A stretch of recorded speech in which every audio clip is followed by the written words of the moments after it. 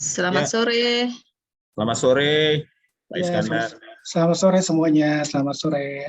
Saya dengan Iskandar Ya, dari Wordsmith Group. Selamat sore semuanya. Terima kasih sudah bersedia meluangkan waktunya untuk mengikuti webinar UKM Strategi Berdaya Saing Global di 2022. Saya dari Wordsmith Group yang akan menjadi moderator untuk acara sore ini. Tapi sebelum kita memulai acara, dan sambil menunggu peserta yang masuk, kita ada tayangan berdurasi 2 menit berikut ini. Dan kita ada glitch, technical glitch ya, jadi peserta ini semua memakai nama saya. Jadi mungkin pas masuk itu tolong diganti, di rename gitu ya. Jadi sambil kita menunggu peserta-peserta lain masuk, karena partisipannya banyak ya.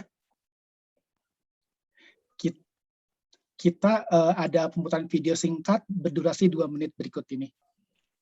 Silakan Novi.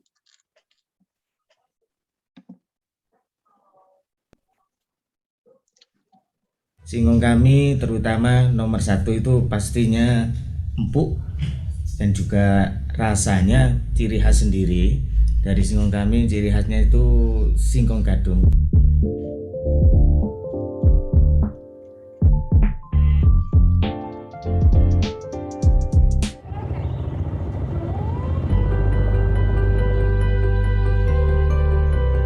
Alhamdulillah produksi kami mulai dari tahun 85 hingga sekarang sudah sekitar per bulan itu rata-rata sekitar ya kurang lebih 50 juta. Akan mulai sekitar awal tahun ini ada permintaan, yakni kita mengekspor ke Hong Kong. Meskipun belum banyak, tapi alhamdulillah inilah mudah-mudahan awal dari perjuangan kami sekeluarga untuk mengembangkan produksi yang sangat merakyat, yakni singkong menjadi pasar internasional dari produksi Singosari Wijaya. Salah satu proses panjang dari singkong kami, yakni mulai awal setelah dikupas, diiris, kita rendam setidaknya itu semalam dengan air cucian beras yang kita kenal bersama dengan kata leri.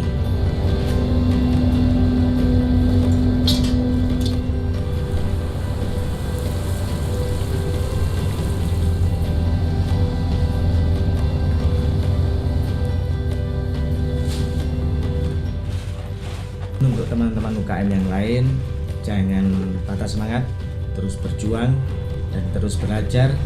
Dan insya Allah dengan menjaga kualitas produk, mutu produk, peluang-peluang pasar itu terbuka lebar dengan sendirinya.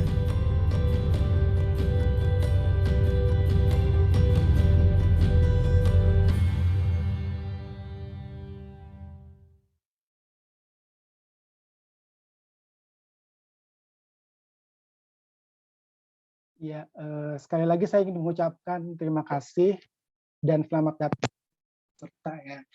Ini adalah webinar keempat yang kami selenggarakan untuk memberikan inspirasi bagi pelaku usaha kecil, menengah, dan selalu menghadirkan tamu-tamu istimewa. Sebelumnya ini saya ulangi lagi, kita ada semacam technical glitch gitu ya. Jadi Zoom ini merecord namanya semua nama saya gitu. Jadi semua yang masuk ke sini bisa rename namanya sesuai dengan nama masing-masing gitu ya. Gitu.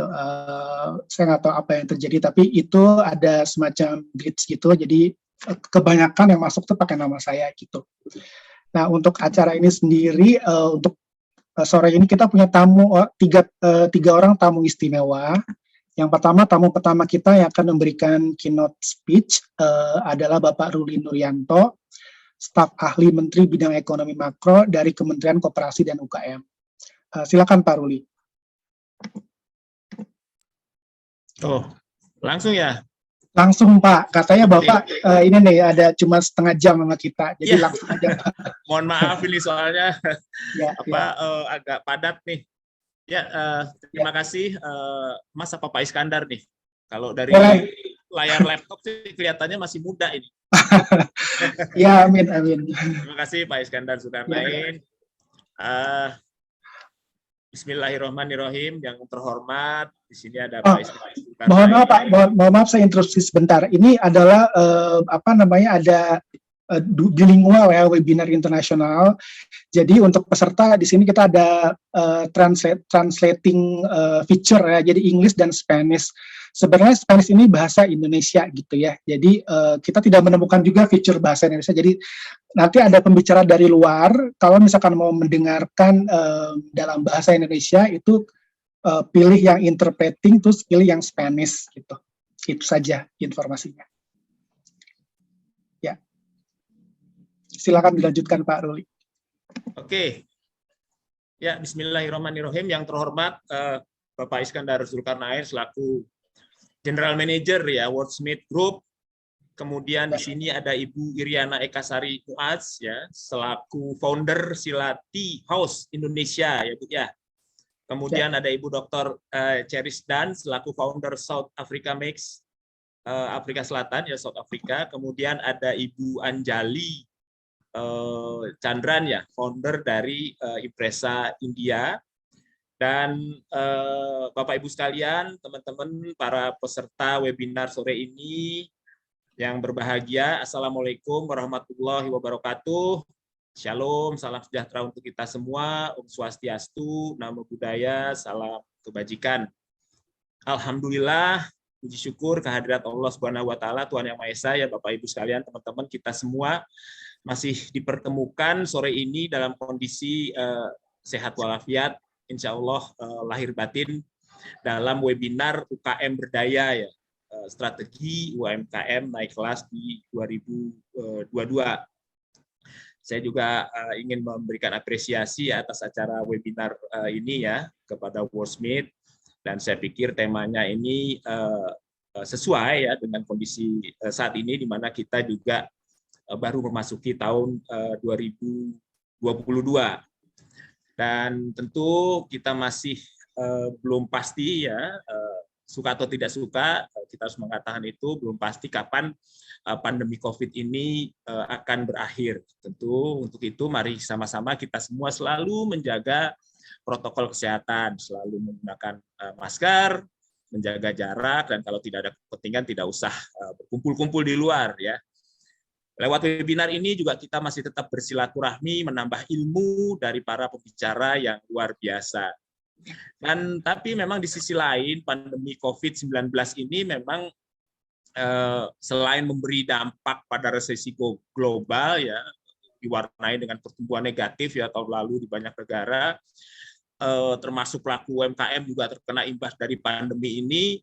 Namun di sisi lain pandemi COVID-19 ini ternyata juga menjadi momentum dan pemicu dalam perubahan perilaku ke arah yang lebih digitalized ya, termasuk teman-teman para pelaku UMKM ini. Jadi kalau kita lihat antara lain dari pengguna internet di Indonesia lah, angka yang saya dapat itu saat ini mungkin sudah mencapai angka 212-an juta ya. Dari angka tersebut 37% itu merupakan pengguna internet baru. Ya, kemudian sebanyak 45% pelaku usaha itu aktif di e-commerce, di mana 20% diantaranya itu adalah pengguna baru. Dan banyak di antara teman-teman UMKM ini yang kemudian memang menganggap e-commerce ini berperan dalam memasarkan produk sehingga mampu bertahan selama masa pandemi. Dan digitalisasi ini juga memang terbukti membuat pelaku UMKM ini mampu bertahan, bahkan ada yang bertumbuh di masa pandemi. Dari data yang saya punya selama pandemi COVID-19 ini di Indonesia nilai transaksi e-commerce-nya, kalau kita ambil data tahun 2020 aja itu mencapai sebesar 266,2 triliun. Ya, dan di tahun 2021 ini kalau berdasarkan data dari Bank Indonesia itu meningkat menjadi 395 triliun. Hal ini ya dapat kita artikan bahwa kebutuhan untuk berubah digital itu semakin tidak terhindarkan, termasuk bagi pelaku UMKM dan koperasi. Jadi digitalisasi ini tidak saja bisa mendorong UMKM untuk mampu bertahan di masa pandemi, tapi juga berjalan cepat ya, melompat, bangkit, berkontribusi terhadap ekonomi nasional Indonesia. Dan sebagaimana tercantum dalam RPJMN tahun 2020-2024 ini, UMKM naik kelas menjadi salah satu program prioritas pemerintah, dalam hal ini Kementerian Koperasi dan UKM. Dan alhamdulillah saat ini catatan yang saya punya, pelaku UMKM yang telah onboarding ke dalam ekosistem ekonomi digital itu telah menyentuh angka 17,25 juta UMKM. Jadi kalau kita bicara dibandingkan dengan masa sebelum pandemi itu tumbuhnya lebih dari 100%. Untuk itu ya kami optimis target 30 juta UMKM masuk ke ekosistem digital di tahun 2024 itu insya Allah dapat kita capai bersama-sama.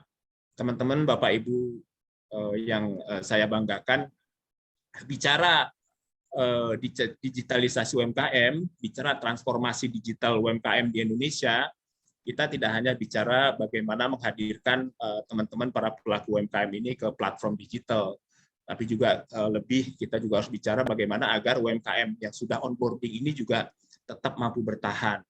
Jadi paling tidak ada 4 tantangan utama kalau kita bicara digitalisasi UMKM, yaitu pertama terkait dengan literasi digital ya, yang masih rendah, kemudian kapasitas produksi juga begitu, masih relatif rendah, kemudian kita bicara juga tantangan mengenai kualitas produksi yang belum konsisten, termasuk belum memenuhi standar, serta bicara tentang akses pasar yang masih bisa lebih dioptimalkan.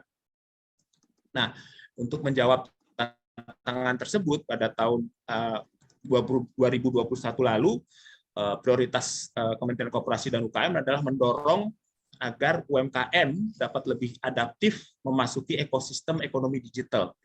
Sehingga di tahun 2022 ini kita sama-sama bisa memasuki tahap pemulihan ekonomi bagi para pelaku UMKM dan koperasi yang lebih cepat dan transformatif. Nah, pendekatan transformasi terhadap koperasi UMKM dan wirausaha dalam mendukung perekonomian dilakukan melalui transformasi usaha mikro ya, dari informal ke formal, kemudian transformasi ke arah digitalisasi dan pemanfaatan teknologi informasi, kemudian transformasi UKM kita dorong masuk ke dalam rantai pasok serta meningkatkan kontribusi terhadap ekspor ya, kemudian kita juga dorong modernisasi koperasi dan mendorong pertumbuhan wirausaha yang produktif. Dengan masuk ke ekosistem digital, Bapak dan Ibu sekalian, proses bisnis UMKM itu diharapkan bisa menjadi lebih efisien. Rantai perdagangannya menjadi lebih pendek, pasarnya pun semakin luas, bahkan sampai ke pasar global. Untuk itu, Kementerian Koperasi dan UKM memang akan terus-menerus mendorong agar mendorong percepatan transformasi digital dengan pengembangan ekosistem digital dari hulu sampai hilir. Dan konsolidasi usaha juga terus kita dorong, baik melalui korporatisasi usaha melalui koperasi, melalui factory sharing, dan lain-lainnya. Selama ini, berdasarkan data dari Bank Indonesia tahun 2021, produk UMKM cenderung berlomba membuat brand sendiri-sendiri ya, dengan masih minim value creation. Untuk itu tentu perlu terus-menerus dikonsolidasikan sehingga lebih berskala ekonomi dan berdaya saing di ekosistem digital dan pasar global. Kementerian Koperasi dan UKM juga senantiasa melakukan berbagai program dan kegiatan seperti peningkatan pelatihan kapasitas dan keterampilan SDM UMKM, pendampingan dan juga inkubator atau inkubasi usaha melalui inkubator-inkubator, khususnya terkait dengan digitalisasi pembukuan dan transaksi keuangan UMKM, ya antara lain, serta penciptaan startup berbasis teknologi. Salah satunya adalah startup UMKM yang kita lihat sekarang banyak yang mulai tumbuh dengan pesat. Terkait pembiayaan juga diberikan kemudahan akses pembiayaan bagi UMKM, antara lain ya plafon melalui plafon KUR ya yang terus diperbesar, bahkan saat ini KUR tanpa agunan itu bisa sampai 100 juta rupiah. Akses ke rantai pasok dan pasar juga terus pemerintah perluas. Kita semua tahu bahwa saat ini pemerintah sudah mengalokasikan belanja barang dan jasa dari pemerintah itu sebesar 40% itu diperuntukkan bagi produksi para pelaku UMKM dan koperasi. Dan kalau kita lihat dari data LKPP per Desember 2021, jumlah pelaku usaha kecil dalam SPSE itu sudah mencapai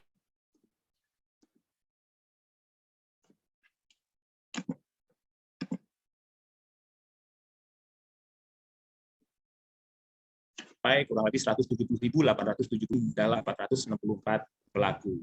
Nah, khusus untuk tahun 2022, teman-teman, Bapak dan Ibu sekalian, mengingat nanti sampai 2030 ya, kalau tidak salah itu Indonesia akan segera mengalami bonus demografi, di mana mayoritas komposisi penduduk ya kurang lebih sekitar 64% itu akan diisi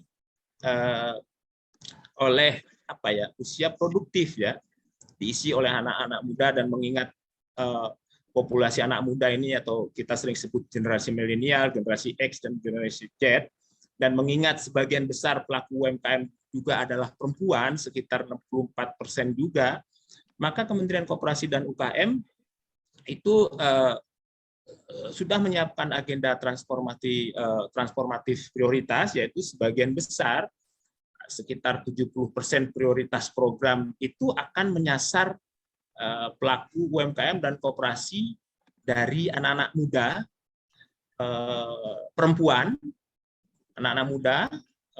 perempuan, dan fokus untuk mendukung pengembangan usaha yang ramah lingkungan. Jadi ada 3, ya, menyasar anak muda, menyasar perempuan, dan fokus untuk mendukung pengembangan usaha yang ramah lingkungan. Akses pembiayaan UMKM dan koperasi juga bergeser dari sektor perdagangan ke sektor real. Pembiayaan dari LPDB ke UMKM, yaitu salah satu BLU di bawah Kementerian Koperasi dan UKM, itu juga diarahkan 40% untuk pembiayaan sektor real. Ya, pembiayaan bagi koperasi-koperasi yang bergerak di sektor real.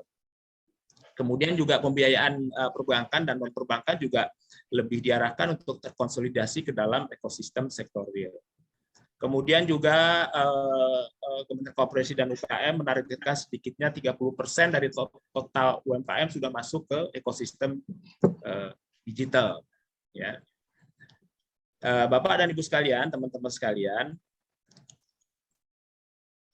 memberdayakan dan menjadikan UMKM naik kelas itu merupakan tugas kita bersama. Pemerintah tentu tidak bisa bergerak sendiri. Untuk itu, dalam kesempatan ini saya mengajak segenap partisipan dalam acara ini. Ya, saya mengajak baik regulator, akademisi, pelaku usaha, asosiasi UMKM, serta lembaga terkait untuk mari kita bersama-sama memperkuat UMKM dan mempersiapkannya berdaya saing baik di pasar digital maupun global. Akhir kata, selamat berdiskusi. Semoga diskusi dalam forum ini bisa menghasilkan insight dan proyeksi bisnis UMKM serta strategi pengembangan UMKM di tahun 2022 ini dan memberi manfaat nyata terutama bagi para pelaku UMKM dan koperasi kita. Mohon maaf apabila ada kesalahan kata. Billahi taufiq wal hidayah. Wassalamualaikum warahmatullahi wabarakatuh. Waalaikumsalam. Oke, terima kasih banyak Pak Ruli. Ini Pak Ruli mau langsung pergi ya Pak? Apa sudah pergi? Mau langsung pergi atau masih? Apa masih ada waktu nih Pak? 10 menit lah Mas, paling. 10 menit ya, oke. Kalau 10 menit mungkin kita bisa improvisasi sedikit sebelum Pak Ruli pergi gitu. Mungkin ada yang mau bertanya, atau mungkin saya bertanya dulu nih satu. Biasanya harus ada pemancing. Nah, menurut Pak Ruli sendiri, apa PR yang terbesar yang biasanya miss gitu dilakukan oleh UMKM sehingga mereka susah naik kelas gitu, Pak? Ya, jadi saya hubungkan dengan apa yang tadi saya sampaikan ya mengenai digitalisasi UMKM. Jadi memang eranya sekarang, suka atau tidak suka, memang era yang lebih terdigitalize ya, era digitalisasi. Dan memang salah satu problem utamanya adalah terkait literasi, Pak Iskandar Zulkarnain. Kita tentu akan terus mendorong agar teman-teman di UMKM ini lebih melek digitalisasi. Jadi bisa kita bantu sama-sama agar segera masuk ke dalam ekosistem ekonomi digital. Makanya literasi ini, peningkatan literasi ini merupakan langkah yang penting ya, sehingga nanti ketika teman-teman UMKM ini akhirnya pun nanti onboarding, tidak hanya berhenti di situ aja. Jadi nggak berarti kita kemudian teman-teman pelaku UMKM itu sudah onboarding, kemudian selesai di situ. Tidak. Tentu setelah itu bagaimana caranya agar produk teman-teman UKM ini bisa bertahan di marketplace tersebut. Bagaimana caranya agar produk ini kemudian secara kualitas sesuai dengan permintaan pasar. Bagaimana secara kemasan juga sesuai dengan kebutuhan di pasar. Gitu. Selanjutnya juga bagaimana agar kapasitas produksinya juga siap. Karena jangan sampai nanti, ya tentu saya juga pernah dengar ya, begitu ada produknya laku di marketplace, banyak permintaan, kemudian kesulitan memenuhi, kemudian dan juga kesulitan menjaga standar kualitas produknya. Itu Pak Iskandar. Oh, oke. Apa ada pertanyaan dari forum mungkin sebelum Pak Ruli pergi? Meeting nggak Pak? Ada Zoom lagi Mas? Oh, ada Zoom lagi, oke. Oke, kalau tidak ada pertanyaan, mungkin kita beranjak ke pembicara berikutnya ya Pak. Terima kasih Pak Ruli atas sudah membuka acara kita sore ini. Nanti mudah-mudahan kita bisa kerjasama lagi ya Pak ya. Insya Allah, demi UMKM dan koperasi kita. Oke, terima kasih banyak Pak Ruli. Semoga sukses ya Pak. Ya, oke. Oke, selamat sore sekali lagi saya ucapkan bagi Anda yang baru bergabung. Tadi di awal kita juga sempat melihat video yang pertama yang sangat menarik sekali, yaitu mengenai UMKM yang produknya keripik singkong saja, tapi omsetnya 50 juta rupiah katanya, dan sudah bisa ekspor ke Hong Kong. Nah, untuk tamu kita yang kedua ini juga tidak kalah menarik. Beliau adalah Ibu Iriana Ekasari, founder dari Sila Tea House, sebuah merek teh premium yang juga berkualitas ekspor. Saya mengenal beliau sudah lama sejak beliau masih menjadi direksi di berbagai perusahaan multinasional, tapi lalu beralih menjadi seorang pengusaha dan memilih teh sebagai komoditasnya. Silakan Ibu Iriana untuk presentasinya, Bu. Baik, terima kasih Pak Iskandar. Halo semuanya. Halo Ibu. Iriana. Ya, saya Iriana. Saya founder dari Sila Tea. Terima kasih sudah bergabung di sini. Izinkan saya menyapa. Assalamualaikum warahmatullahi wabarakatuh. Salam sejahtera untuk kita semuanya. Om Swastiastu, Namo Buddhaya, salam kebajikan. Izinkan saya sharing screen-nya ya, Pak ya.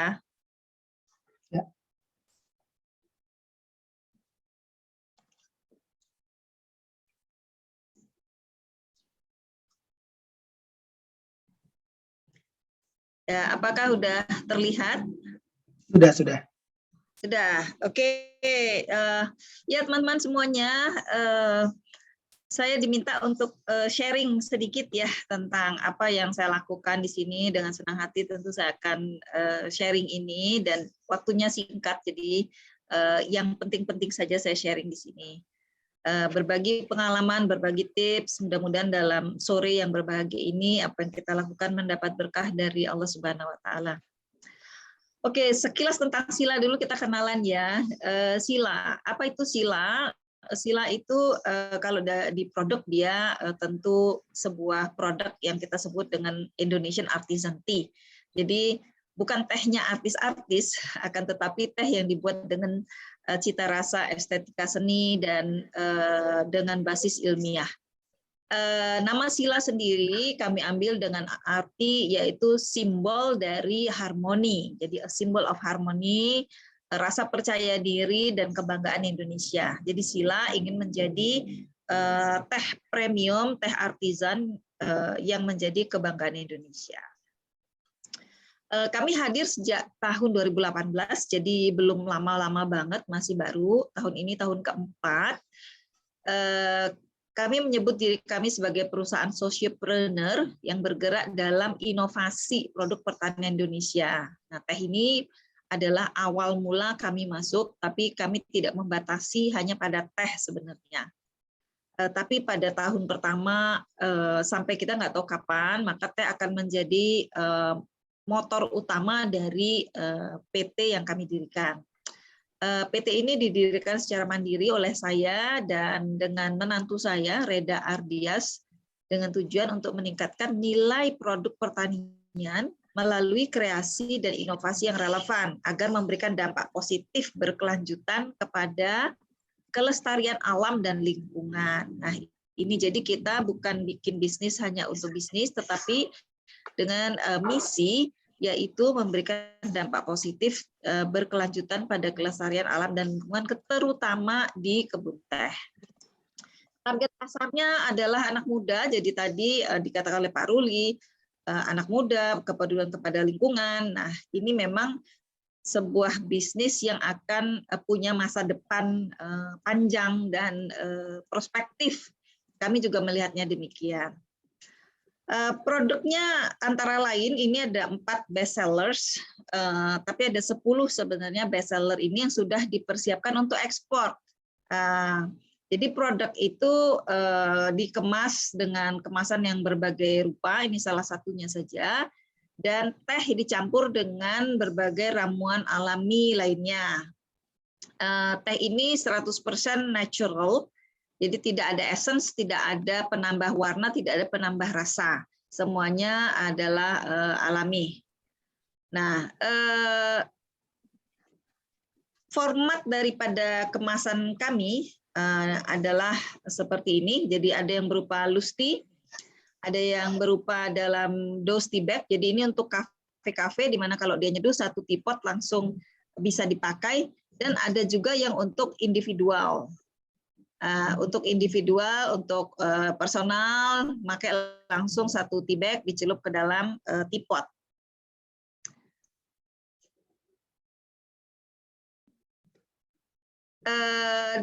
Dalam bentuk seduhan di kafe, jadi target pasar ini utama adalah kafe dan anak-anak muda yang ingin beli ini untuk dipakai secara personal maupun kegiatan sosial.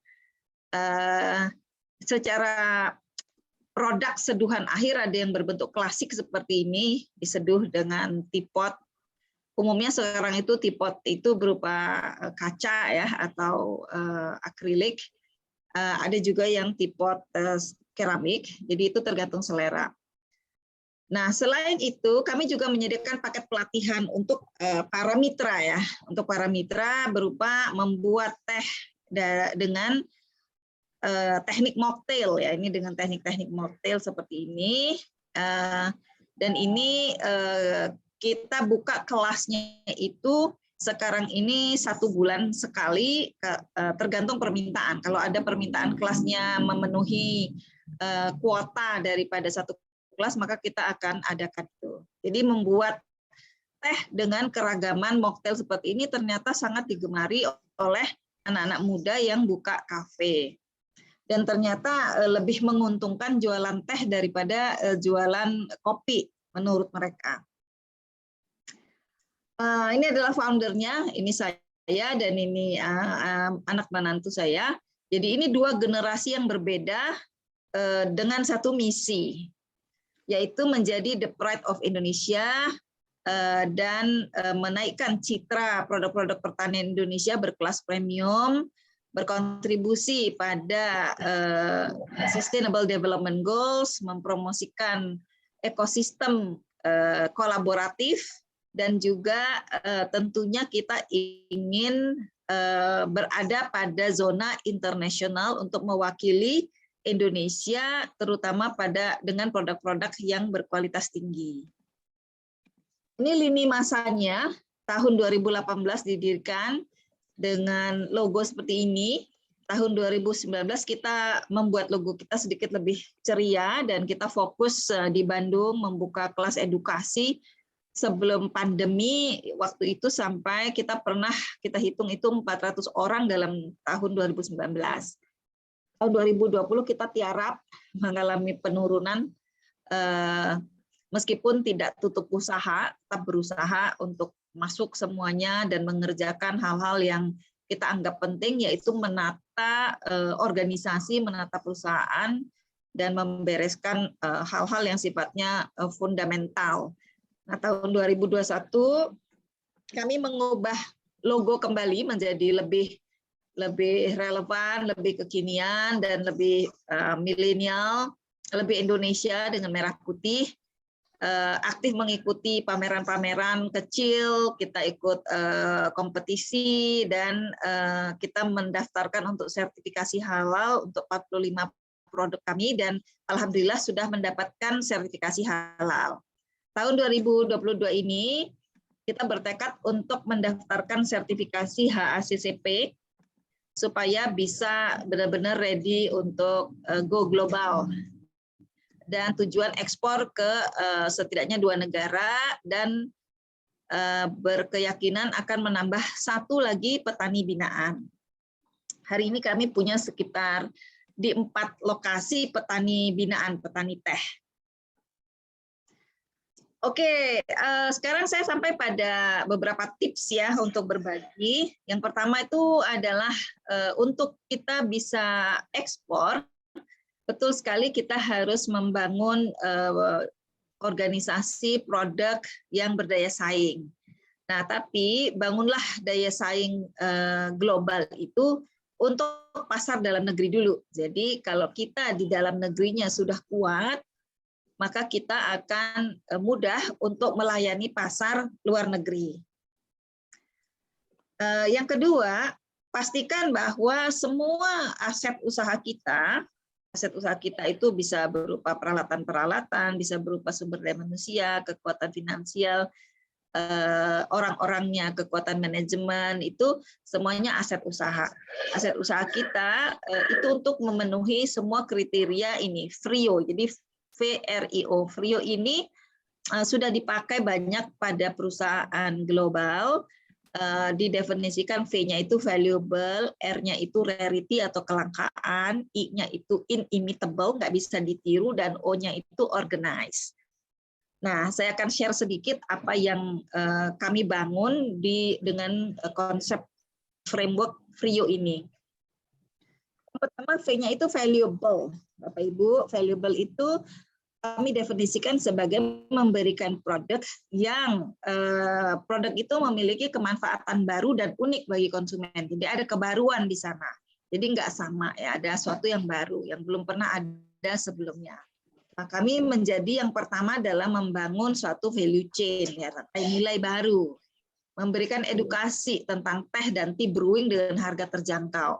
Orang kaget ya, oh ternyata nyeduh teh itu nggak sederhana ya, bukan asal dicong gitu. Ternyata menyeduh teh itu ada aturannya, disesuaikan dengan jenis-jenis tehnya. Kemudian produk yang juga memberikan manfaat selain untuk segar, juga untuk sehat.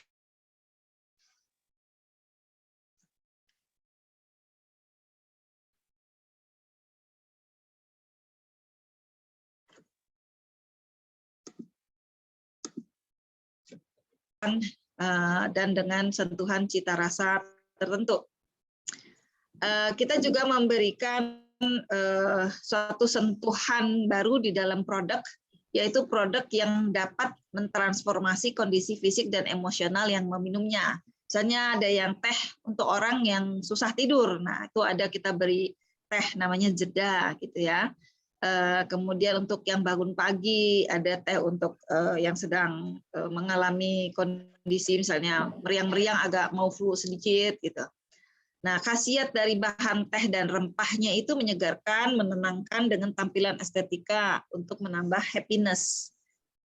Nah, ini yang saya maksud dengan rantai nilai yang baru. Jadi yang biru ini yang lama nih. Ini jadi bisa ditemukan teh di toko supermarket, di pasar gitu ya. Nah, sedangkan teh ini hanya tersedia di online tadi dengan digital dan di cafe, gift dan special store. Jadi teh Sila tidak akan bisa ditemui di mini market atau supermarket biasa. Ini jadi rantai nilai baru. Nah, kita berdiri di sini sebagai innovation dan education company untuk mitra-mitra UKM lanjutannya di hilir yang ingin menjadi tipreneur. Dia bisa buka kafe, dia bisa buka gift store, dia bisa buka tea house, special store yang berbasis teh. Bisa juga menjadi barista teh.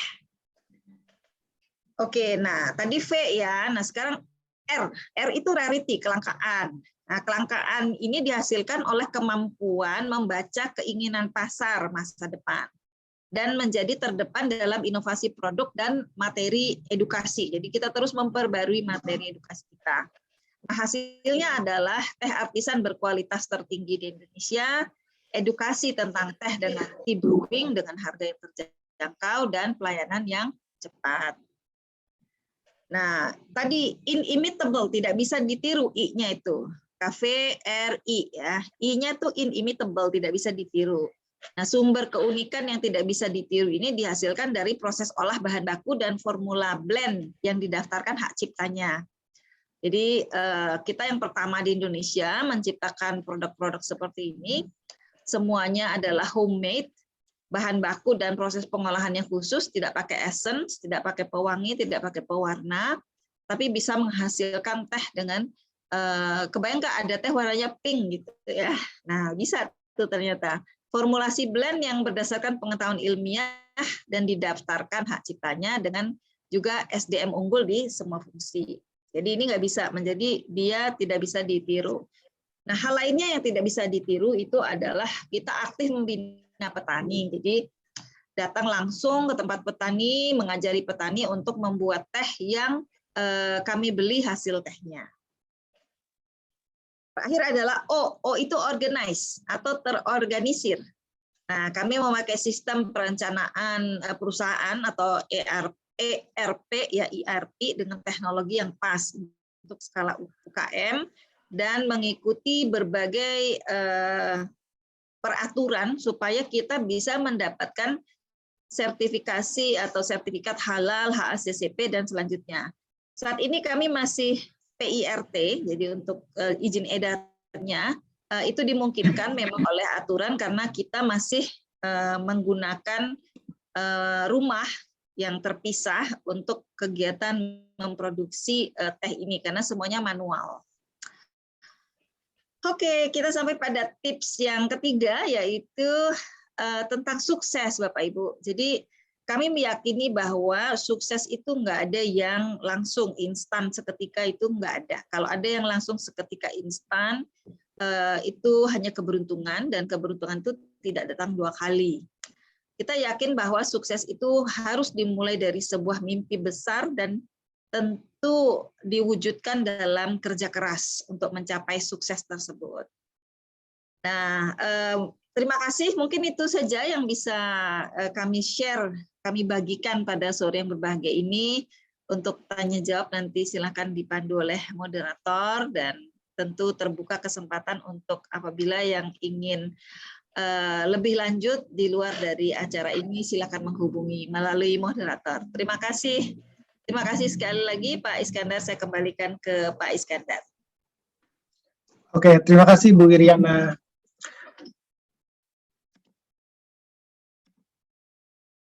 Terima kasih banyak Bu Iriana.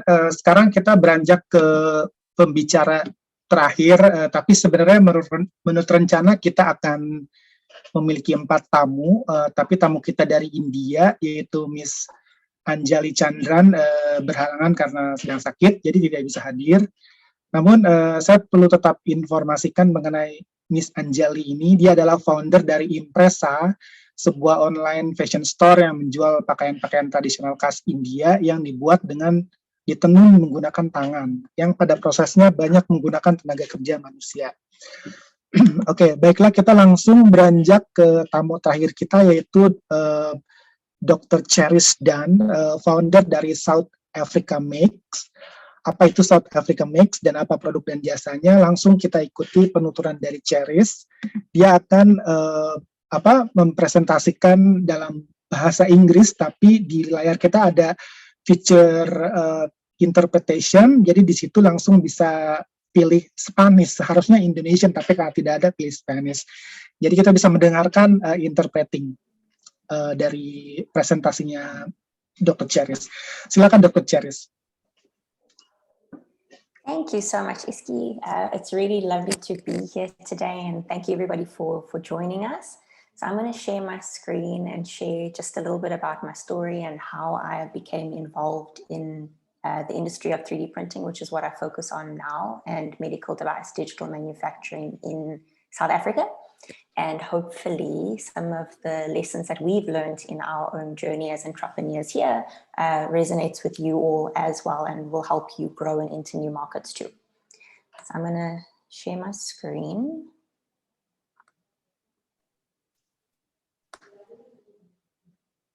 And then hopefully you'll be able to see everything.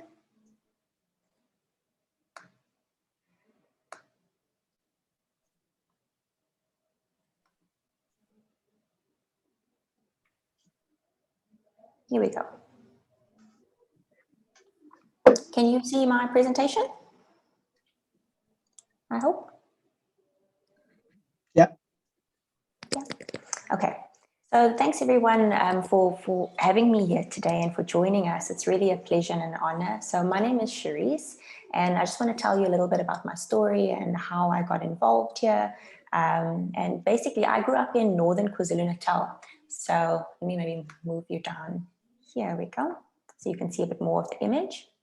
So I grew up in Northern KwaZulu-Natal, which is in the sugarcane farmlands of the South African East Coast. And I really wanted to push myself past my comfort zone. And I applied to work in a cancer research lab at the University of Cape Town. So you can see the mother city at the bottom of my slide. And I think honestly, it was the best decision for me. So that really is one of the biggest lessons that I've learned, is really to just push past that fear and be able to, give yourself these new opportunities in new spaces. It's really important for your growth. So I'm really passionate about entrepreneurship and about helping people. And I've done this in different ways, in different startups over the years. I worked as a project manager for my mom's company, who's still based in Durban, called Titan Skills. And I've started a number of startups looking at creating interesting learning environments for people, whether it's creatives, entrepreneurs, medical students. So I've been creating these environments of learning, and slowly but surely, what people were learning started becoming more and more important for me. So it needed to be relevant for today's world, and not just for now, but for the future. So I co-founded my current business, which is South Africa Makes. And at day one, we were a social enterprise using 3D printing to change the world. So we wanted to do. But everyone would say, hang on, what is that? And so for those in the audience who aren't quite sure of 3D printing or haven't really heard much of it before, just very quickly, 3D printing is the process that allows us to create a digital file and a tangible three-dimensional object from an idea that we've had, or a doodle or a drawing that we have. So as long as we can turn that into a 3D rendering using some software, we're able to actually produce that via different types of 3D printers for any kind of context or use that we need, which I thought was just absolutely amazing. And that's something that I came across during my studies at UCT. Now, back in 2018, 3D printing was already gaining massive popularity around the world. And as I finished my studies, it was becoming incredibly popular with international brands like Nike. And I came across this story that was really cool. Nike is a sponsor for Eliud Kipchoge, who's the athlete that you can see on your screen. He's a Kenyan marathon runner and world record holder for marathons. And he successfully completed a 42-kilometer marathon in under 2 hours. So that was the record for him. That's what he wanted to achieve. And I'm showing you these images because what I love about this and about this technology is what you can achieve with it, and how you can harness it for specifically for your needs. So for the example here, after a previous failed attempt to actually beat that time and complete the marathon in under 2 hours, the engineers at the Nike Research Lab wanted feedback from Eliud Kipchoge on how to improve their shoes that they were sending him to run his events in. So you can see his notes here on the leftmost picture, and he mentioned to them that the shoes absorbed quite a bit of water in the previous marathon that he had entered. So it was really humid in Berlin in 2018, at the marathon that he was participating in. So back home in Kenya, he got to work in how to improve their next design, and he sent them some notes and some feedback. And literally, that's how quickly it can take. With 3D printing, he didn't have to wait months and weeks or even days. He could get samples of what he had wanted and what he had suggested to them in hours. So he really wanted the upper parts of the sneakers, of the running shoes, to be a lot more lightweight and to not hold so much water when he ran. So Nike called these sneakers, these next prototypes that they made specifically for him in mind and with his input, they called them the Nike Vaporfly Flyprint, which I think are now commercially available. So at the time, they were made specifically for him and they were one of a kind. And I'll just play you this video to show you really quickly the process of how they actually made these sneakers via 3D printing.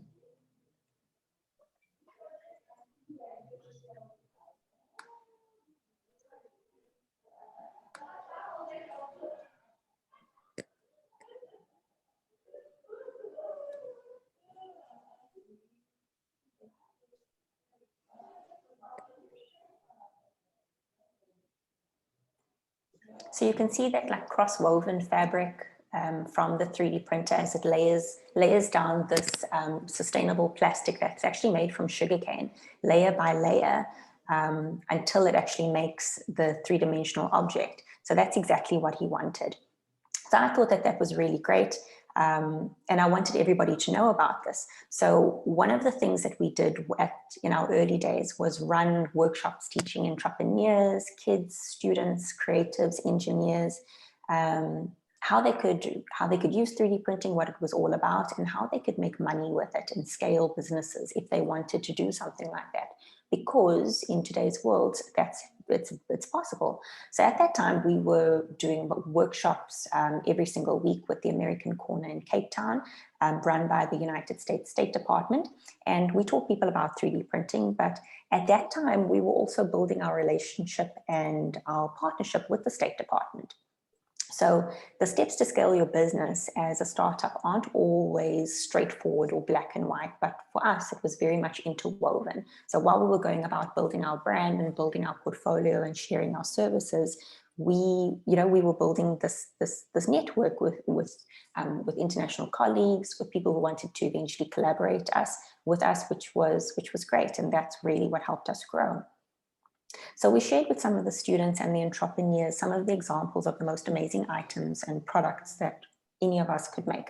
So these designers and entrepreneurs around the world and these companies around the world at the time were making things like these futuristic interior decor, pieces, furniture.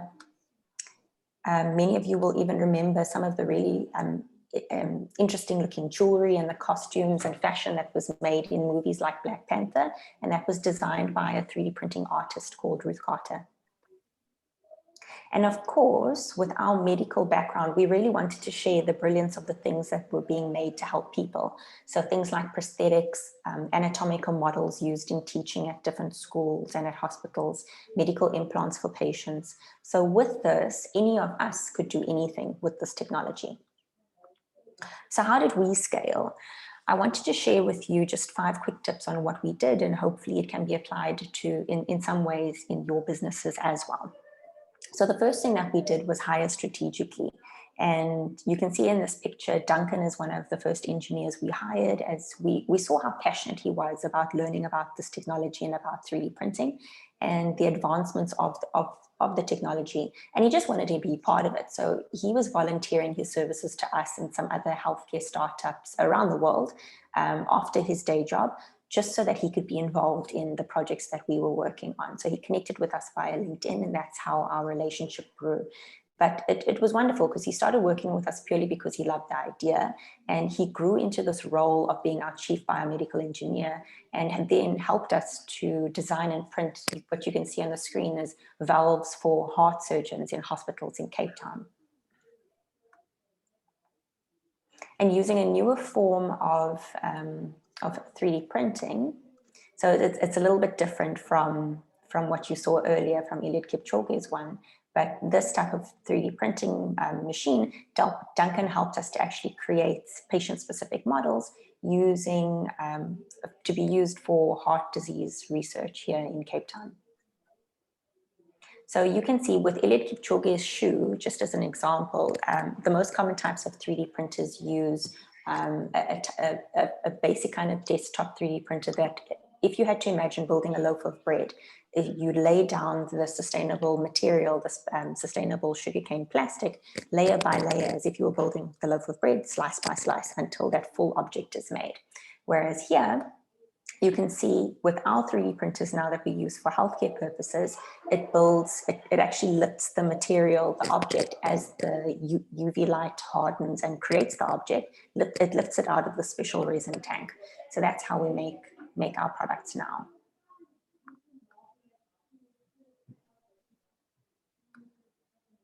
And this is one of the models of a heart valve for a patient-specific model, a specific patient that he helped us create for that heart disease research center based in Cape Town. And you can see the 3D rendering here on the left of the valve, and these are the supports that we need to make sure that the item actually stays up on the 3D printer. In the middle here, you can see is the prototype on the 3D printer still needed to pop it off.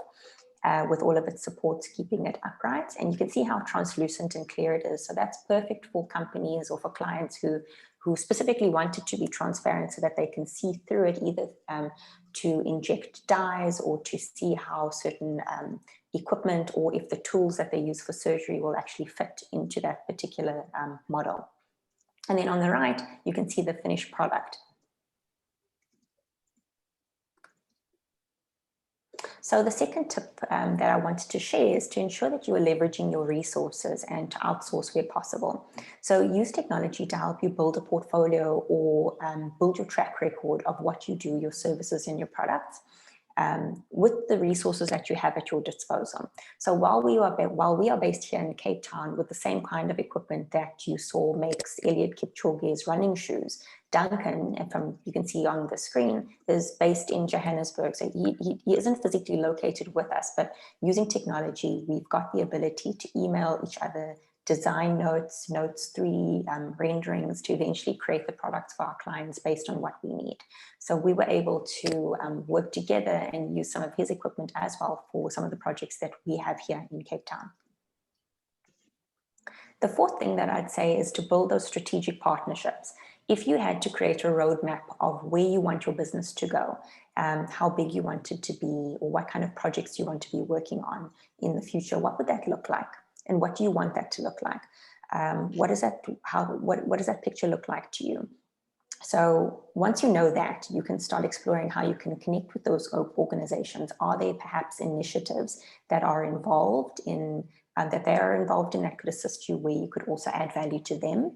So as an example, we connected with Autodesk, the Autodesk Foundation, through a technology development program for international startups who are working in healthcare. So we reached out to Formlabs saying, hey, your 3D printing equipment is really great, but there aren't many places where we can get them here in Africa, and not many people know about you guys yet. So it's really difficult to get the equipment. So they invited us to be their only African partner in healthcare to kind of help change that and to be brand ambassadors for them. So while it was obviously also a massive value add for us to be gaining knowledge and insight from Autodesk engineers, to be getting discounted equipment or access to webinars and this network of people who've got a lot more experience working with 3D printers than what we did at the time, we also helped further their brand in helping the world and their partners see how they are contributing in the African market and how they are supporting entrepreneurs globally. We also partnered with the Dutch Ministry of Foreign Affairs at the beginning of the pandemic through just coincidentally through networking at entrepreneurship events, and it really helped us gain a research grant to develop more COVID-19 diagnostic tools for kids, which we currently test now in South Africa and will be shipped to the Netherlands as well. So it's really just about, I think, building those partnerships of value and meaning and going about it with genuine intention to actually share your insight and how you can assist others as much as they can assist you as well. And then the final tip that I wanted to share is to really just go about and market yourself and your business. So in today's world, we can really get creative with how we do this. You know, you can enter pitching competitions as a startup, as a small business. We can apply for awards with local and international companies who support entrepreneurship in different ways, different publications. Say yes to what feels like might be really scary and really big opportunities that are out of your comfort zone. So grant those interviews and do presentations and connect with journalists and other interesting people who you wouldn't normally do that. But if you don't talk about yourself and your business and what you can do and what you've done, how will anyone else know? And who's going to do that for you? Nobody. So it's up to you to really share your story and to be able to connect with people. And the passion for what you do will always shine through, and people are attracted to that. And you'll find that you don't need to fight so hard for opportunities, but the opportunities will, for you and your business, will start coming to you. So those are the tips that I wanted to share. And thank you very much.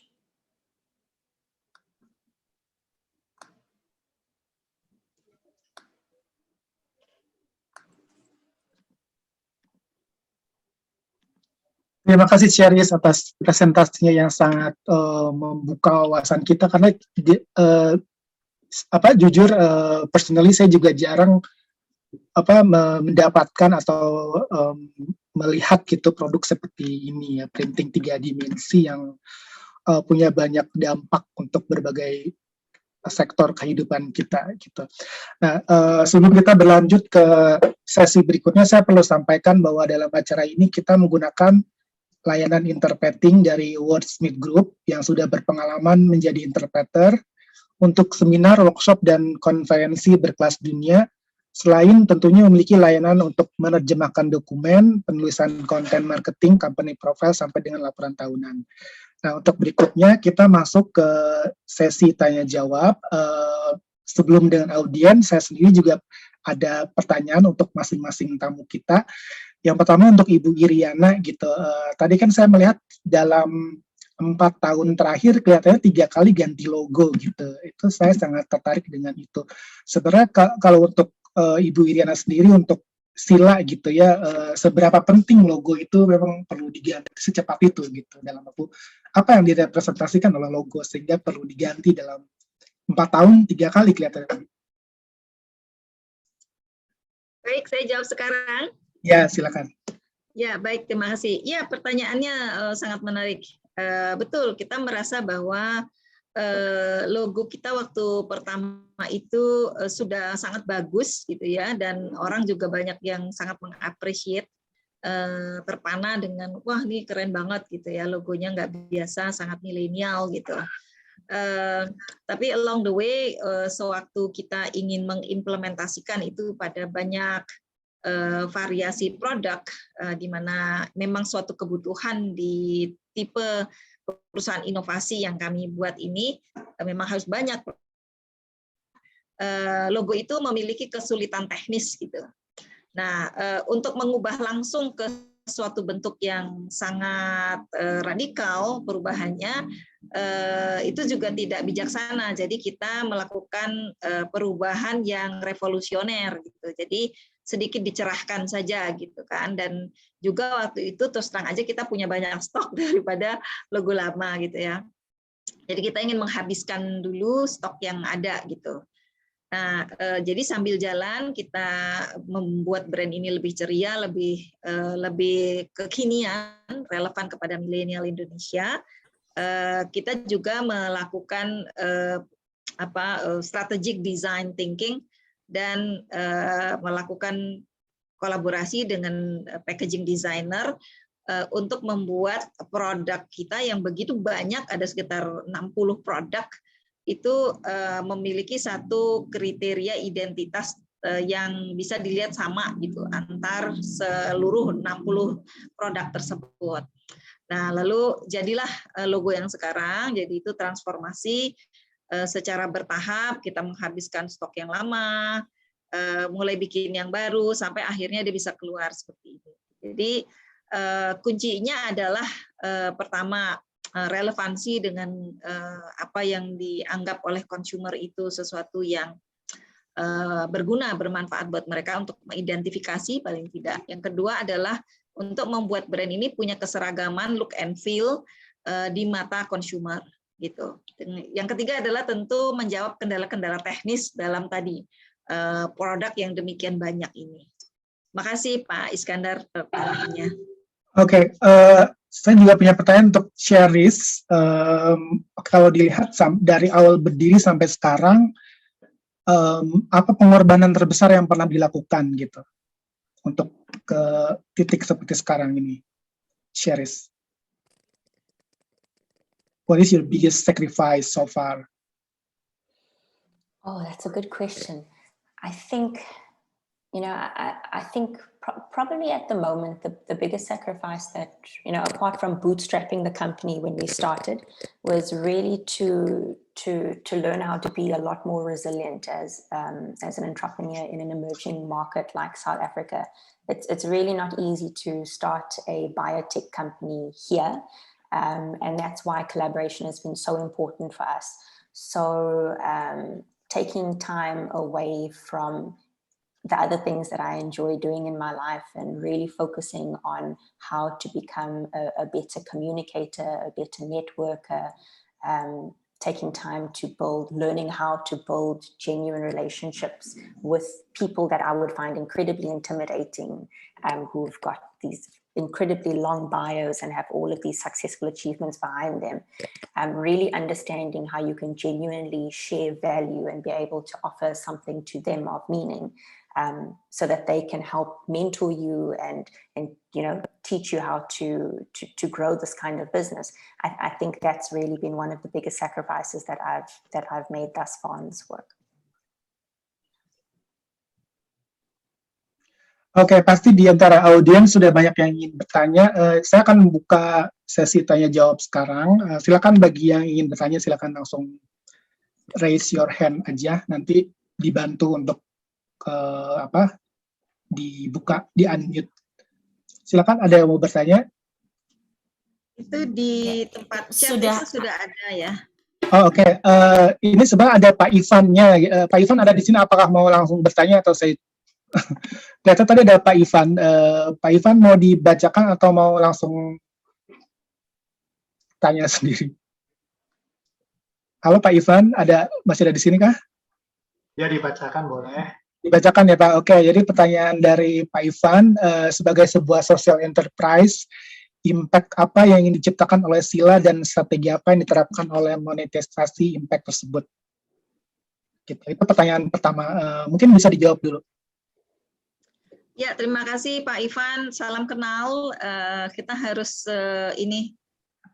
ketemu offline juga nih, karena Pak Ivan ini luar biasa ya, masih muda tapi luar biasa. Saya lihat karya-karyanya. Jadi sebagai sebuah social enterprise, kita mengukur impact kita itu pertama adalah dari hulunya. Jadi berapa banyak petani yang kita bisa sejahterakan. Kita mengukur bagaimana petani sebelum ada kita masuk dan sesudah kita masuk. Jadi rata-rata petani teh Pak Ivan di gunung itu ya, 1 bulan itu dia hanya mendapat revenue dari kebun tehnya yang kira-kira 1/3 hektar itu sekitar 600.000 saja 1 bulan. At the most adalah 800.000 1 bulan. Bayangkan ya. Nah, dengan kita masuk, dia bisa memperoleh 1 bulan itu 1.800.000 sampai 2.400.000 per bulan. Nah, itulah impact yang kita ukur dan kita bersyukur dan berbahagia dengan impact yang kita ciptakan kepada petani. Kemudian juga kita mengukur impact dari hilirnya. Jadi berapa banyak jumlah tipreneur yang kita berhasil rengkuh. Jadi karena dengan itu maka anak-anak muda ini, terutama kaum milenial, itu berhasil memiliki bisnis yang lebih sustainable, bisnis yang lebih menguntungkan untuk mereka, dan mereka bisa menambah karyawan dari bisnis yang berbasis teh ini, gitu. Untuk pertanyaan tentang strategi apa yang diterapkan untuk monetizing daripada impact ini, terus terang belum ada nih. Pak Ivan bisa mungkin kasih saya apa ya clue itu ya. Makanya harus ketemu Pak Ivan nih kayaknya nih offline nih. Gimana monetizingnya? Kita nggak kebayang untuk bisa memonetize ini. We just being happy that we are contributing to the people, the farmer, and the new teapreneurs gitu. Oke, so yang kedua adalah kalau hanya jual produk online, how can Sila itu bisa menguasai pangsa pasar yang lebih besar, khususnya untuk bersaing dengan produk lokal dan impor yang bisa diperoleh baik secara online maupun offline. Nah, bisnis model Sila, Pak, kita itu memang tidak akan bisa besar karena kita perusahaan inovasi dan edukasi. Jadi kita bisa juga OEM di kita. Jadi tujuan kami adalah sebanyak mungkin ada tipreneur, tidak harus ada brand Sila di sana. Kemudian berapa banyak petani yang bisa kita sejahterakan, kita ambil produknya dari petani tersebut. Dengan industri teh minuman ya yang triliunan itu, obviously kita mungkin untuk mencapai suatu pangsa pasar yang sangat dominan itu terlalu jauh kita bermimpinya. Jadi kita mengukurnya itu bukan dari pangsa pasar, tapi dari impact dan dari growth yang kita peroleh dari penjualan. Nah, ternyata walaupun kita ada di online, kita ada di Lazada, ada di Shopee, ada di Tokopedia, kita juga melakukan penjualan via sosial media, di WhatsApp, di Instagram, itu sales terbesar itu datangnya dari pesanan para cafe operators. Jadi bukan dari online. Online sales ada, di situ kita online for us is our showcase gitu. Dari situ kita bukan mengukur jumlah penjualan secara rupiah, akan tetapi how many people coming to us and whether they repeat purchase or not. Itu yang kita ukur gitu. Karena disitulah satisfaction mereka. Jadi kalau mereka datang lagi, beli lagi, berarti produk kita diterima. Kemudian kita juga menyediakan jasa OEM. Jadi kan banyak anak muda ya sekarang pengen punya brand sendiri, tapi nggak mau ribet dengan nitty-gritty mencari supply. Nah, mereka itu datang ke kita. Nah, mereka itu membuat di kita dan kita buatkan dengan brand mereka. So that's what we are doing. Last question from Pak Ivan adalah penggunaan teknologi, gitu ya. Untuk scaling up memang nanti harus pindah dari sekarang yang di rumah gitu kepada industrial stage, gitu. Dan karena itulah kita mengukur dan memperbesar kapasitas, baik kapasitas kita sendiri maupun kapasitas supplier kita. Jadi kita sudah membangun keterhubungan di rantai nilai yang di belakang supaya bisa juga mensupport pertumbuhan ini gitu untuk scaling up-nya. Dan mereka tentu happy karena scaling up itu juga sesuatu yang bisa membantu meningkatkan kesejahteraan mereka. Mungkin itu Pak Ivan yang bisa saya jawab. Terima kasih atas pertanyaannya. Dari Pak Ivannya sendiri masih ada pertanyaan, Pak? Saya kira cukup, Pak Iskandar, nanti kelamaan. Tapi kalau boleh saya komentar sedikit saja. Boleh. Memang saya pikir ini bisnisnya luar biasa, Diana. Namun memang kesulitan bagi banyak social enterprises, khususnya di Indonesia, itu adalah kalau pada saat kita berbicara tentang scalability. Karena mungkin bisnisnya bisa sustainable, tapi scalable is another question. Nah, setelah itu ada lagi pertanyaan berikutnya adalah apakah bisnis ini juga investable? Artinya untuk bisa scalable kan kita juga mungkin butuh investment dari pihak ketiga, dari investor yang mungkin mau menanamkan modal sehingga nanti Ibu Iriana juga bisa memperbesar impact yang diciptakan, bahkan mungkin nggak cuma suatu petani di satu daerah saja, tapi mungkin di lebih banyak daerah. Tapi kembali lagi nanti memang ya mungkin kalau ada kesempatan kita bisa ngobrol-ngobrol, karena di satu sisi Ibu Iriana memfokuskan produk sebagai sebuah niche product, mungkin untuk kelas, ya kan, jadi memang beda misalnya dengan teh sosro, ya kan, teh botol sosro ini memang diciptakan untuk seluruh masyarakat Indonesia yang memang senang minum teh manis. Jadi nggak peduli itu tehnya teh apa, yang penting rasanya luar biasa manisnya. Dan banyak orang yang memang mengkonsumsinya bukan sebagai teh tea connoisseur, artinya menikmati penikmat teh, tapi memang hanya sekedar untuk mungkin menghilangkan rasa haus ya. Tapi kembali lagi tadi masalah scalability ini juga sangat berhubungan tentunya dengan industrialization, kemudian juga dengan masalah manufacturing, dan tentunya kalau Ibu bahkan sudah berbicara untuk ekspor, tentunya ini kan juga harus kita bisa memproduksi secara lebih masif ya, sehingga mungkin nanti ini agak sedikit kontradiksi dengan misalnya tadi Bu Iriana mengatakan saya sebetulnya lebih kepingin tidak membuat produk ini sebagai suatu mass product seperti teh sosro misalnya, teh botol atau teh kotak. Tapi ini mungkin nanti kita bisa obrolin di kesempatan yang mungkin lebih bisa banyak waktu untuk bertanya. Terima kasih. Terima kasih Pak Ivan, ditunggu ya, ketemu ya. Oke, apakah ada pertanyaan untuk Ibu Sheris atau atau Ibu Iriana yang lain mungkin di chat sih banyak, mungkin bisa tanyakan langsung, jadi bisa. Pak Iskandar. Ya, silakan, dengan siapa ini Pak? Saya Asikin Khalifah ya itu ya. Oh iya Pak Asikin, silakan Pak. Ya, terima kasih Pak Iskandar, Zulkarnain selaku moderator. Selamat sore. Sore Pak. Bapak dan Ibu, terutama adalah ibu-ibu moderator Bu Iriana dan Ibu Krisdan.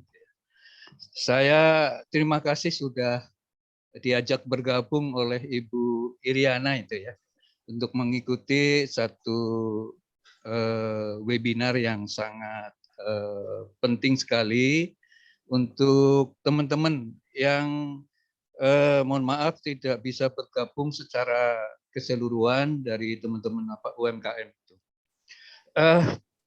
Sangat menarik tentunya yang disampaikan oleh Ibu Iriana maupun Bu Kris, dan sehingga saya semakin meyakini bahwa sentuhan teknologi memang bisa mengubah dari keunggulan komparatif menjadi keunggulan yang bersifat kompetitif itu ya, melalui teknologi olahan dan sebagainya itu.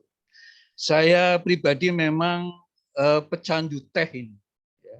Hampir setiap hari ya, pagi dan sore. Tapi yang saya konsumsi memang teh koci nih Bu Iriana itu ya, karena memang saya berasal dari Tegal, ya. Saya berasal dari Brebes itu ya. Ini yang perlu diketahui. Tapi bukan itu, tapi yang disampaikan teknologi oleh Bu Iriana itu betul adanya ya.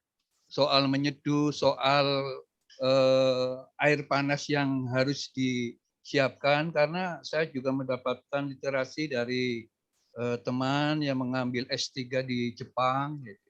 Tapi saya membuktikan sendiri. Ketika saya datang ke Sri Lanka, di sana juga ada kebun teh yang besar. Ketika saya juga ke Beijing, dan terakhir saya ketika ke Taiwan itu seperti itu tuh. Memang ketentuan-ketentuan bagaimana menikmati teh. Tetapi bukan ini yang ingin saya tanyakan. Ya.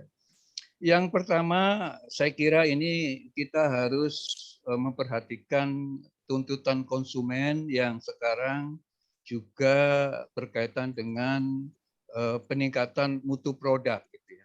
Saya agak terkejut juga sebuah UMKM, katakanlah IKM yang sudah ditangani oleh Bu Iriana itu ya, penjaminan keamanan dan mutu produknya masih katakanlah diinformasikan mengantongi sertifikat PIRT itu ya.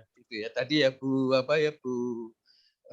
Iriana, saya berpikir ulang apakah karena ini kesulitan di prosedur ataukah karena mungkin untuk mendapatkan ini memerlukan pembiayaan yang besar misalnya tadi ya. Karena semestinya perusahaan sebesar Ibu Iriana itu sudah mengantongi selain halal adalah MD dari BP POM itu tadi. Cuman melalui moderator ini Pak Iskandar, memang kita harus perbanyak sosialisasi, pengawasan pre-market maupun post-market yang berkaitan dengan penjaminan keamanan dan mutu pangan yang selama ini teman-teman UMKM itu taunya adalah hanya pangan olahan saja. Ya, pangan olahan yang berkemas, seperti yang dicontohkan produknya oleh Ibu Iriana. Padahal yang mengisi ceruk pasar domestik maupun ekspor selama ini juga lebih besar adalah pangan segar asal tumbuhan, ya, PSAT, pangan segar asal hewan, ya, susu daging telur, dan pasar segar, ya, tentunya asal ikan. Itu yang masing-masing tentunya mengeluarkan sertifikat, misalnya sertifikat penanganan penerapan baik, ya, SP2B, sertifikat PSAT produk dalam negeri, PD ataupun produk luar negeri, termasuk ya sertifikat rumah kemas, ya, sertifikat Heads of Certificate, ya, sertifikat kesehatan. Yang basisnya kalau tadi dipertunjukkan oleh Bu Iriana di kebunnya, ya itu harus ada nomor registrasi itu produknya. Nomor registrasi ini berbasiskan pada penerapan Good Agriculture Practices. Ya ini tadi, itu contohnya itu tadi. Sampai dengan tadi disebut ada HACCP, ISO 22000, itu adalah dimulai dari itu. Penerapan GAP, GHP, GMP, sampai good mengkonsumsi produk-produk yang tadi sudah dijelaskan oleh Ibu Iriana. Nah, untuk itu saya kira bisa kolaborasi. Marilah kita mulai sosialisasikan. Kenapa saya menyampaikan hal ini? Untuk ya menembus ceruk pasar ekspor tidak mudah karena memerlukan persyaratan-persyaratan yang ketat. Saya informasikan, ketika saya beberapa bulan yang lalu berkunjung ke salah satu perusahaan, sebut sajalah, karena ini untuk kebaikan kita semua, misalnya Great Giant Pineapple itu, yang ada di Lampung itu, yang sekarang sudah menyalip ya untuk ekspor buah segar nenas ya dari negara Thailand. Ya, untuk bisa mengisi ceruk pangsa pasar ekspor memerlukan setidak-tidaknya itu 20 sertifikat itu. Ya, baik yang berkaitan dengan penjaminan keamanan dan mutu pangan maupun sertifikat yang lainnya itu tadi. Nah, oleh karena itu mari selain sertifikat yang berkaitan dengan MD, ML untuk olahan pangan, ada juga sertifikat yang berkaitan dengan PSAT. Teman-teman UMKM itu tidak tahu bahwa biji-bijian ya termasuk beras, ya, biji kopi, karena kebetulan di WA grup kami ya Bu Iriana itu banyak penghasil biji kopi. Itu yang diperlukan adalah PSAT untuk produk dalam negeri itu, bukan MD itu. Ya, kemudian biji-biji yang lainnya itu. Kemudian tepung. Ya, tepung memang masih otoritas kami, tapi kemudian beberapa saat yang lalu sudah menjadi otoritas dari BP POM. Mohon maaf, Pak Astikin, mungkin pertanyaannya bisa lebih singkat. Ya, saya ingin ya singkatnya itu mari bahwa ya sertifikat penjaminan keamanan dan mutu pangan itu tidak hanya pangan olahan saja. Ada pangan segar asal tumbuhan, asal hewan, ya juga asal ikan. Itu yang mesti diketahui oleh teman-teman UMKM, terutama juga yang akan melakukan kegiatan ekspor.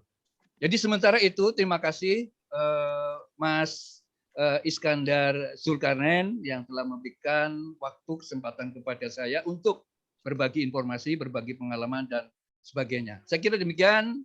Saya akhiri dengan wassalamualaikum warahmatullahi wabarakatuh. Oh, oke, jadi itu kelihatannya bukan pertanyaan, lebih ke pernyataan ya, Pak Asikin ya. Kalau gitu, ya mungkin kita beranjak, kelihatannya ada yang ingin bertanya ke Dr. Cheris. Silakan dari audiens. Tadi ada di chat untuk Dr. Cheris, ada pertanyaan.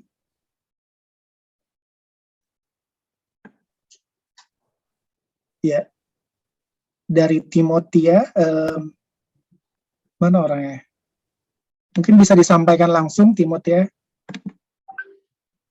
Itu tadi raise hand. Saya mau bertanya. Oke, silakan. Ya, selamat sore semuanya. Saya mau bertanya untuk Ibu Iriana dan juga Cheris. Mungkin pertanyaan saya akan lebih ke journey mereka sebagai female founders.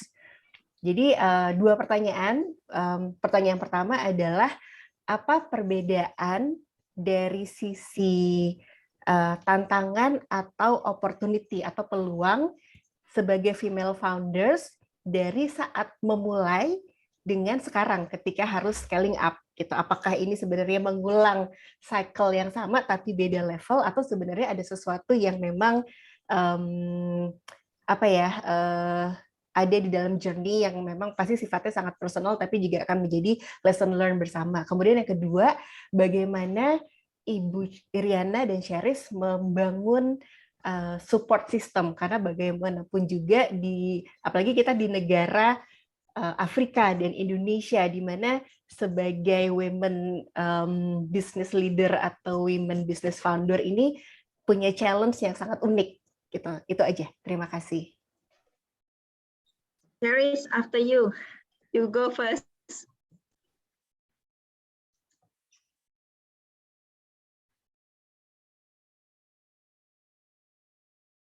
Cheris. Sure. Just remind me if I'm forgetting some of the questions.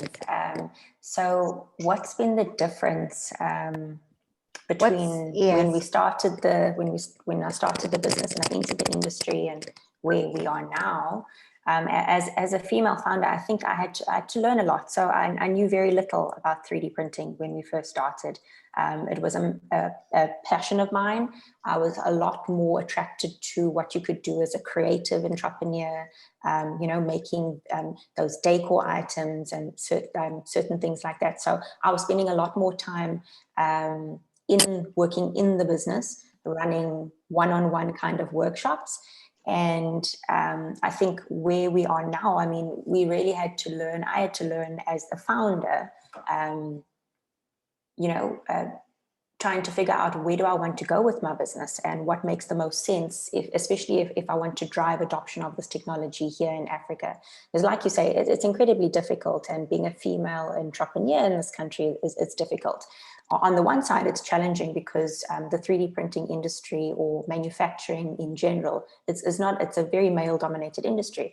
So you need to learn how to be a lot more confident and take up space in meetings, in forums, where you are engaging with different public and private stakeholders and policymakers to hopefully give you more investment and to give other women entrepreneurs or manufacturing companies or startups in general, or just entrepreneurs who are starting, to give them the opportunities to grow their businesses and to learn different tools.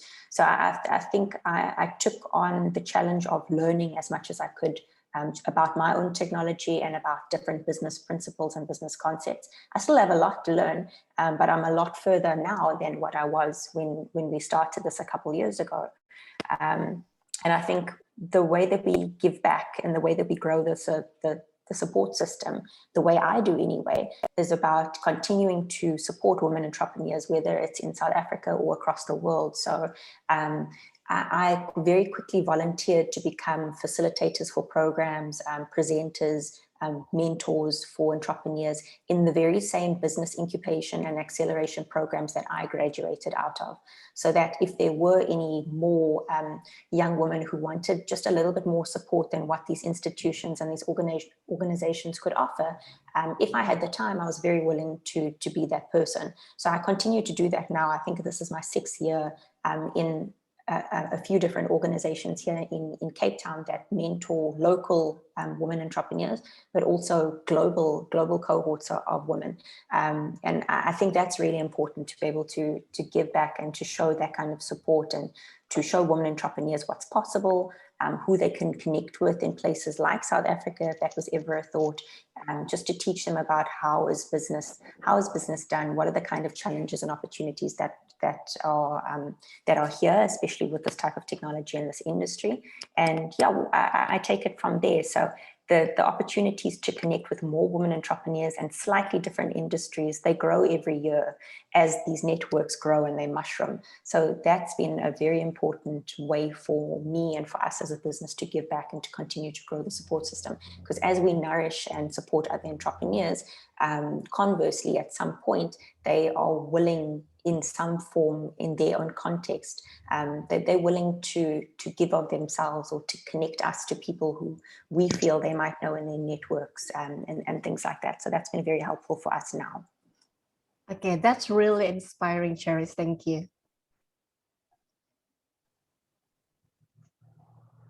Okay, my turn. Yes, please, Ibu. Ya, terima kasih. Saya akan jawab dalam bahasa Indonesia ya.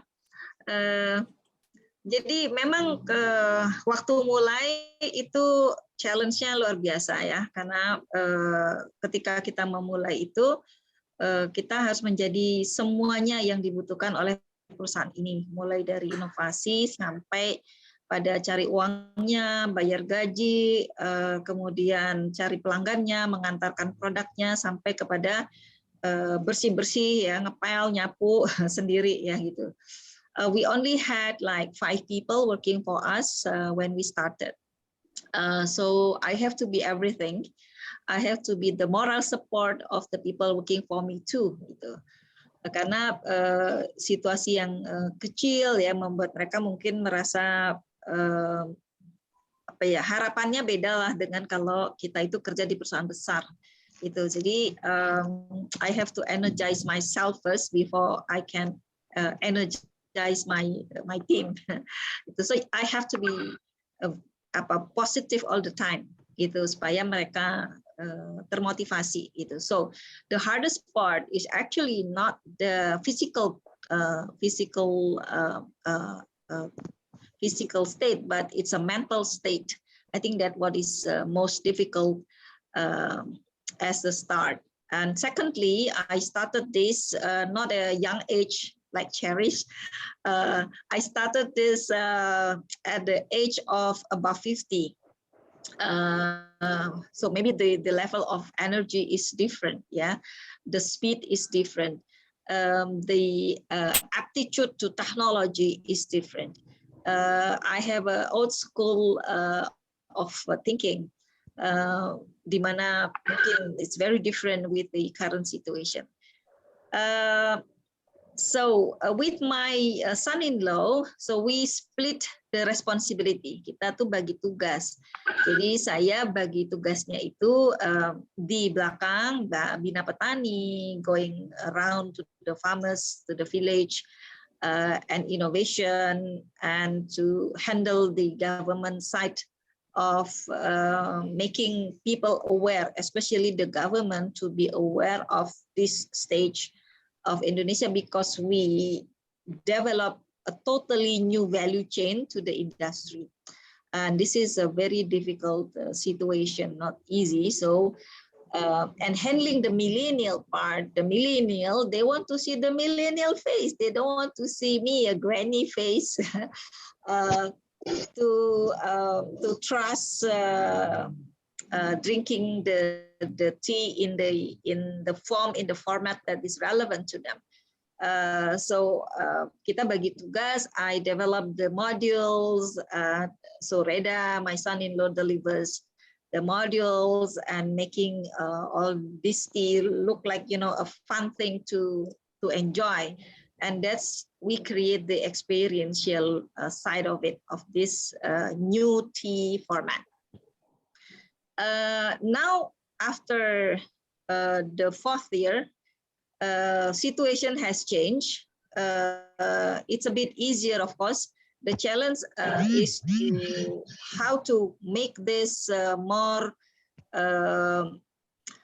more enthused to the new people, new cities, and more we can develop farmers to be on our side, and developing them is also quite a challenge.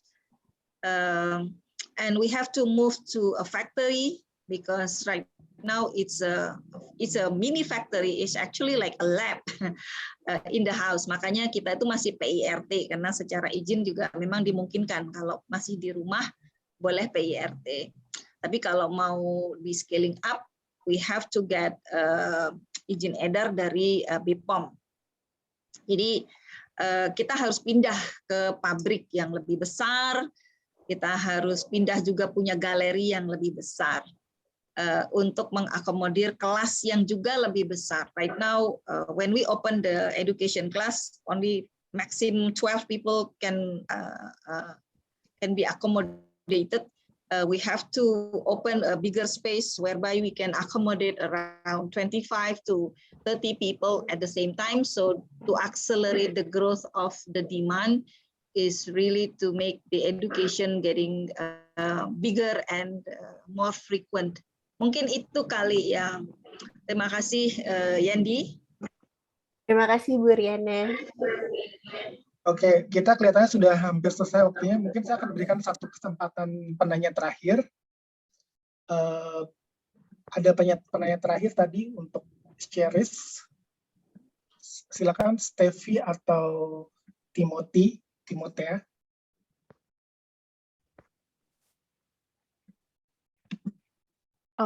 Baik, selamat sore. Saya mau bertanya, apa yang menginspirasi Anda untuk terjun ke field ini? Terima kasih.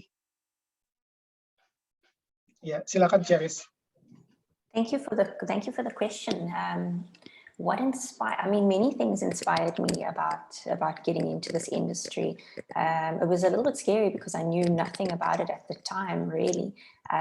But I think from a medical perspective, having grown up with asthma as a child and having the difficulties that I had when I grew up, having asthma attacks quite often, and medication, taking such a long time for the medication to work for me, it's quite traumatizing as a child. So when I discovered these various modules, and I wish I had brought one now from one of our earliest 3D printers, we had created these open source parts that could connect to the inhalers of the asthma medication that many children still use around the world. I've still got one of them at home. And being able to just 3D print these really simple solutions that can connect to things that, you know, kids, patients, everybody already has access to from clinics or from anywhere, can really make such a big difference and can really help save a life and help someone breathe a little bit better, or just have a better quality of life and a better quality of living. So that I found was really, it really resonated a lot with me, because these were challenges that I had experienced myself. So if I had access to these really basic things, or if my family members, my cousins who also had the same healthcare issues, if they could have had access to those, you know, just how much healthier would they be now? So I used to find those types of examples incredibly inspiring, and just seeing how wide the applications, you know, can be with the technology, whether you are working in the medical profession, or whether you are a digital artist or a creative artist and you want to export your goods, or, you know, there's just so many things. If you want to be a fashion designer, you can, and it's just absolutely mind-blowing. There's so many different ways that you can collaborate and use your talents as a creative or as any kind of entrepreneur with this technology, not necessarily at every single step of your business, but just one particular step. And you could collaborate globally with the rest of the world and share your information, your knowledge, your services via the internet. Is just absolutely remarkable. So that's something that you can scale at an instant as much as there is that eagerness for you to learn. So that is something that I wanted to teach myself and to be able to teach others.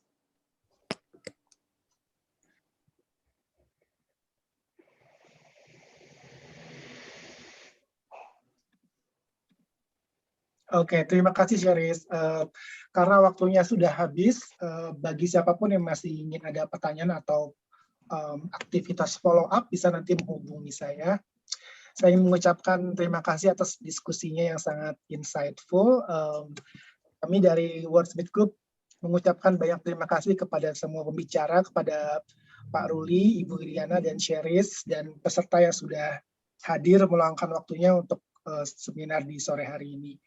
Terima kasih banyak semuanya untuk segala kekurangannya dan glitch yang terjadi sehingga kelihatannya semua peserta memakai nama saya.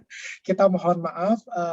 Terima kasih, dan sebagai penutup kita saksikan video berikut ini. Selamat sore. Selamat sore semuanya. Thank you. Selamat sore. Terima kasih.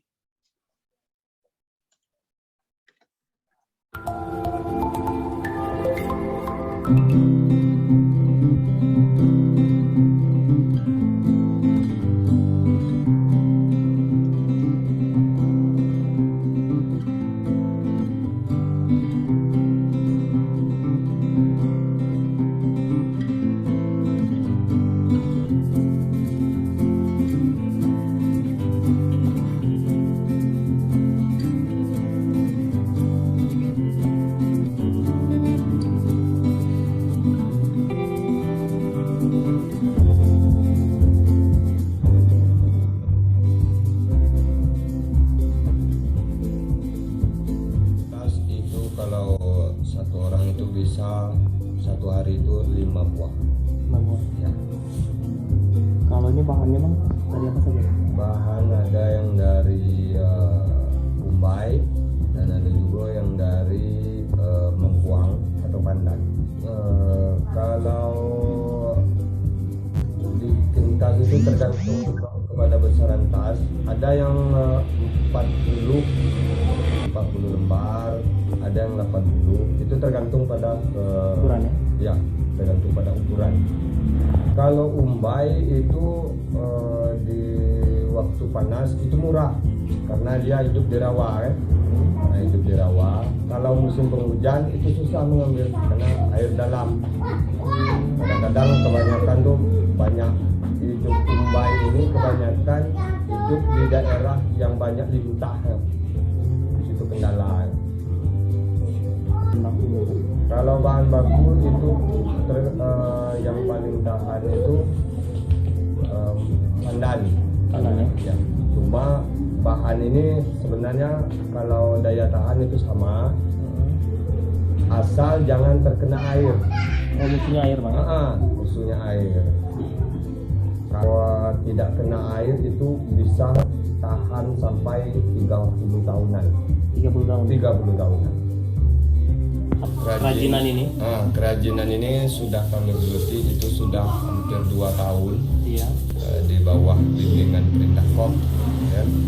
Sebelumnya sebenarnya kerajinan ini semuanya ini itu 90% orang Banda itu sudah menguasai. Cuma selama ini kalau bikin itu sekedar untuk rumah tangga karena tidak tahu pemasaran. Sejak ada bimbingan dari Dinas Perintah KOP dan juga Bang Pinto, akhirnya sekarang makanya berkembang. Dari kalau dulu sekedar untuk rumah tangga, kalau sekarang sudah bisa kita pemasaran keluar, malahan sampai ke luar negeri. Bahan yang di Jeddah itu merahnya itu semuanya dari Teluk Banda yang dibawa. Itu ada tikar ini kan tikar Mengkuang ini nih.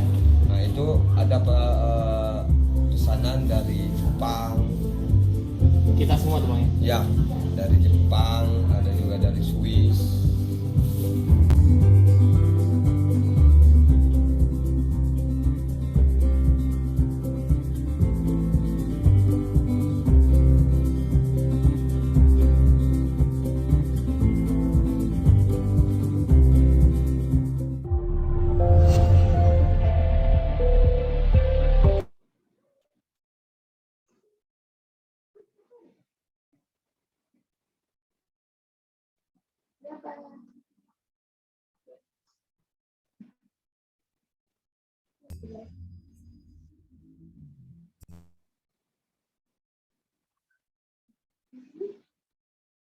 Terima kasih sudah kita akhiri seiring dengan video terakhir tadi. Terima kasih, selamat sore. Bye everyone. Bye Cherries. Bye. Bye, everybody. Thank you, everybody. Thank you Terima kasih all. semuanya. See you soon. Bye.